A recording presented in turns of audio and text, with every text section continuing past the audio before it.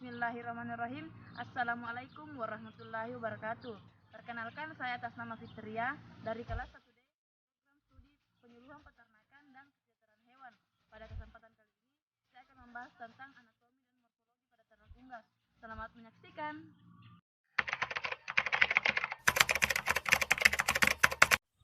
Adapun sistem pernapasan atau respirasi pada ternak unggas. Yang pertama, hidung. Lubang hidung adalah awal saluran pernapasan pada ayam.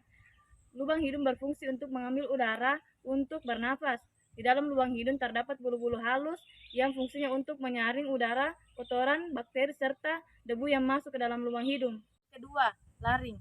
Fungsi dari laring adalah mencegah benda asing masuk, membantu dalam proses menelan, dan mengatur suara. Yang ketiga, trakea. Trakea berfungsi untuk menyalurkan udara ke bronkus yang diteruskan ke paru-paru.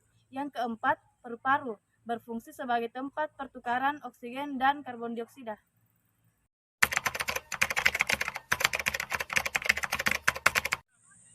Sistem peredaran darah adalah kumpulan dari beberapa organ yang bersinergi untuk menjalankan fungsi pengangkutan atau transport.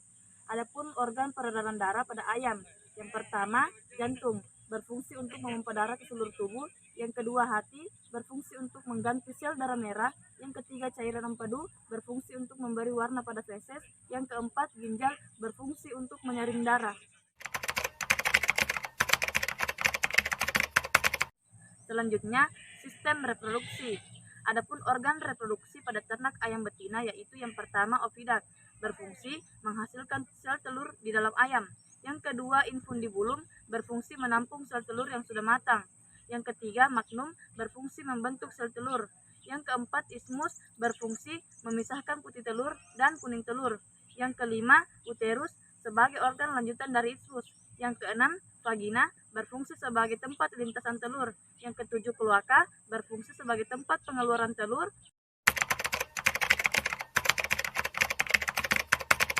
Selanjutnya, sistem reproduksi pada ayam jantan, yaitu yang pertama, testis, berfungsi sebagai tempat terjadinya spermatogenesis. Yang kedua, saluran deferens, berfungsi sebagai tempat sperma mengalami pemasakan dan penyimpanan sebelum terjadi ejakulasi. Yang terakhir, yaitu alat kopulasi, berfungsi memproduksi cairan transparan yang bercampur sperma saat terjadi kopulasi.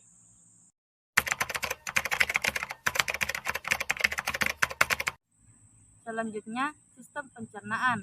Sistem pencernaan adalah penguraian bahan makanan ke dalam zat-zat makanan dalam saluran pencernaan untuk dapat diserap dan digunakan oleh jaringan-jaringan tubuh.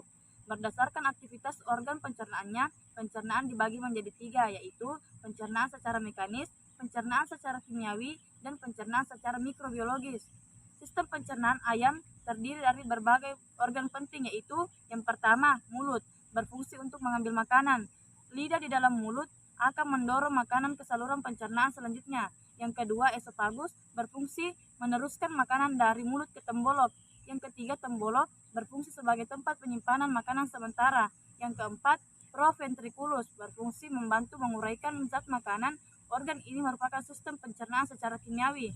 Yang kelima, ventriculus, berfungsi sebagai sistem pencernaan secara mekanik. Yang keenam, pankreas, berfungsi untuk mensekresikan hormon insulin. Yang ketujuh, usus halus, berfungsi sebagai tempat berlangsungnya pencernaan dan absorpsi produk pencernaan. Usus halus terdapat 3 bagian, yaitu duodenum, mengurangi sisa makanan, jejunum, meneruskan sisa makanan, ileum, tempat penyerapan air. 8. Usus besar, merupakan tempat penyerapan air dengan tujuan meningkatkan kadar air di dalam sel tubuh dan menjaga keseimbangan air pada ayam. Yang ke-9, kloaka, berfungsi sebagai tempat pengeluaran urin dan feses. Sekian penjelasan tentang anatomi dan morfologi ternak ayam. Semoga dapat bermanfaat. Terima kasih telah menonton. Wassalamualaikum warahmatullahi wabarakatuh.